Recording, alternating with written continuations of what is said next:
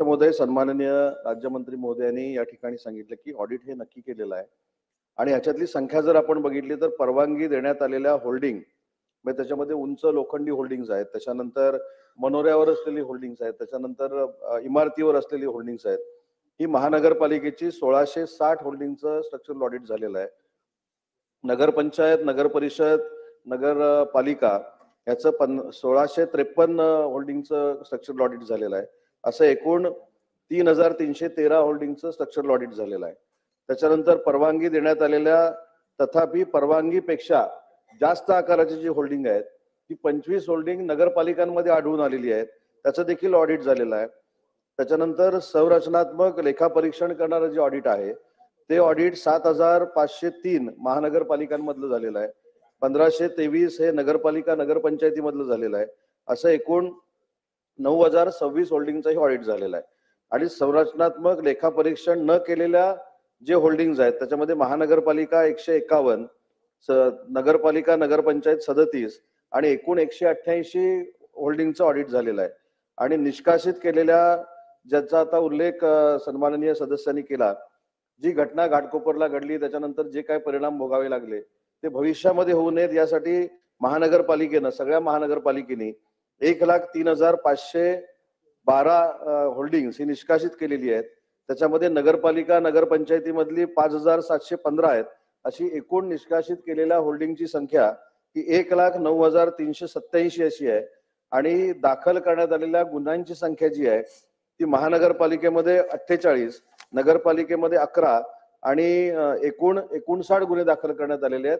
आणि सन्माननीय सदस्यांनी जी अधिकची माहिती या ठिकाणी मागितलेली आहे की ऑडिट प्रत्येक होल्डिंगचं कोणी आणि कशा पद्धतीने केलेलं आहे याची माहिती पटलावर ठेवण्यात येईल.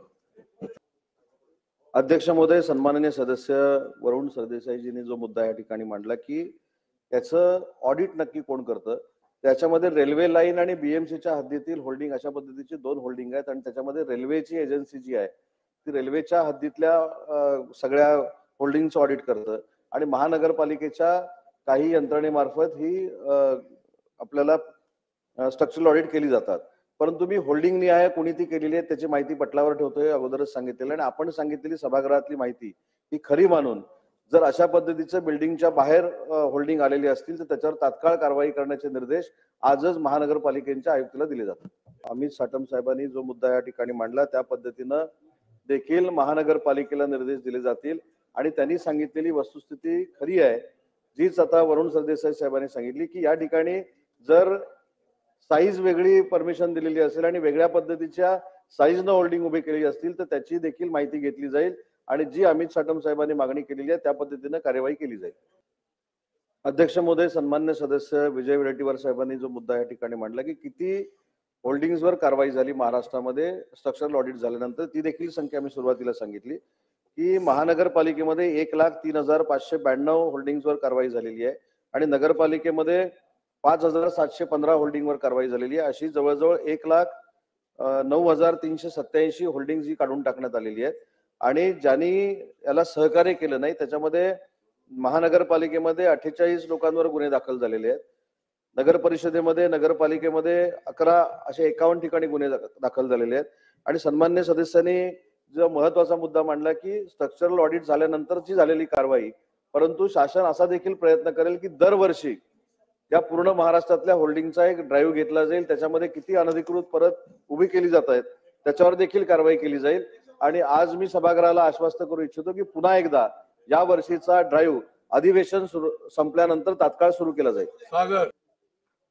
अध्यक्ष महोदय, सन्मान्य सदस्य योगेश सागर साहेबांनी जी मागणी केलेली आहे त्याच्यामध्ये 48 गुन्हे हे महानगरपालिकेच्या अंतर्गत दाखल करण्यात आलेले आहेत. नगरपालिकेमध्ये 11 असे 51 गुन्हे दाखल करण्यात आलेले आहेत. पण ते कोणावर करण्यात आलेले आहेत, कशासाठी करण्यात आलेले आहेत आणि त्याच्यावर अधिकाऱ्यांवर आहेत की नाहीत याची पूर्ण माहिती घेऊन पटलावर ठेवण्यात येईल. अध्यक्ष महोदय, महानगरपालिकेमध्ये जी होल्डिंग लावली जात आहेत ती काय आताच 3 वर्षामध्ये, 4 वर्षामध्ये किंवा 5 वर्षामध्ये लावली जात नाही. वर्षानुवर्ष हीच प्रक्रिया त्या ठिकाणी सुरू आहे.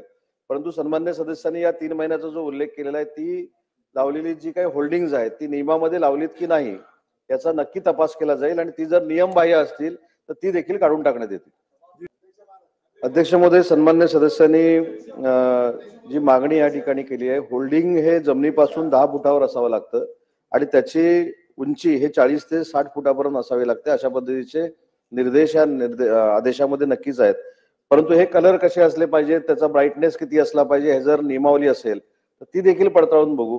पण महत्वाचा मुद्दा असा आहे की जी होल्डिंग्स लावली जात आहेत ती म्हाडाच्या जागेमध्ये असतील किंवा महानगरपालिकेच्या जागेमध्ये असतील तर ती कशा पद्धतीने लावली गेलेली आहे, त्यांच्या नियमाचं पालन झालंय की नाही.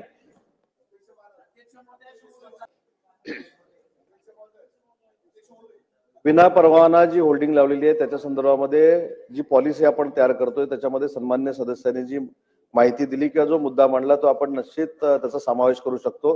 दंडाची देखील तरतूद करू शकतो. आता होल्डिंग अनधिकृत मोबाईलवर पाठवणाऱ्याला बक्षीस देता येईल की नाही याच्यावर जरा चर्चा होऊ शकते. परंतु अनधिकृत होल्डिंग जी आहेत त्याला दंडात्मक कारवाई करण्याची तरतूद नियमावलीमध्ये नक्की केली जाईल. आणि दुसरी एक महत्वाची गोष्ट आहे की या सगळ्या होल्डिंगच्या बाबतीमध्ये 3 महिन्यात एकदा एसीएस होमनं आढावा घेतला पाहिजे अशा पद्धतीचे निर्देश हे मुख्यमंत्री महोदयांनी देखील दिलेले आहेत आणि नगरविकास खात्याच्या मंत्र्यांनी देखील दिलेले आहेत, उपमुख्यमंत्र्यांनी देखील दिलेले आहेत. हे 3 महिन्यात एकदा आढावा बैठक होते की नाही याचा देखील रिव्ह्यू घेतला जाईल.